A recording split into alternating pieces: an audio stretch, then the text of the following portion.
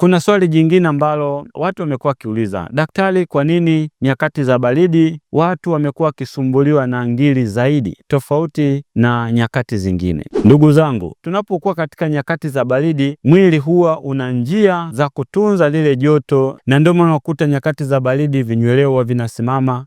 Lakini vile moja kati ya njia ya kutunza joto ndani ya mwili huwa ni misuli. Misuli inakuwa inajikaza nyakati za baridi. Kama mtu ana changamoto ya ngiri, tafsiri yake ni kwamba kuna kuwa na mgandamizo mkubwa sehemu ile ambapo kuna shida ya ngiri na kusababisha maumivu makali. Na ndiyo maana watu wengi inapokuwa nyakati za baridi wanakuwa wanapata changamoto hizi za ngiri. Ngiri maeneo ya korodani zinakuwa zinauma sana, lakini pia ngiri maeneo ya kinena, mtu anakuwa anasikia maumivu makali sana. Yote hiyo ni matokeo ya misuli kuweza kukaza kwa lengo la kutunza joto. Unapokuwa na changamoto ya ngiri, tutembelee Lupimo Sanitarium Clinic, tunalo suluhisho. Ipo dawa ambayo inaitwa Ngiso Herb. Dawa hii imewasaidia watu wengi sana waliokuwa wanateseka na changamoto ya ngiri na kupona kabisa na kubaki kuwa historia. Unachotakiwa, tutembelee katika vituo vyetu vya Lupimo Sanitarium Clinic. Kwa wakazi wa mkoa wa Dar es Salaam, tunapatikana Ubungo Riverside, barabara ya kuelekea jeshini. Ukifika hapo utatupigia simu, tutakuelekeza, utapata huduma yako vizuri.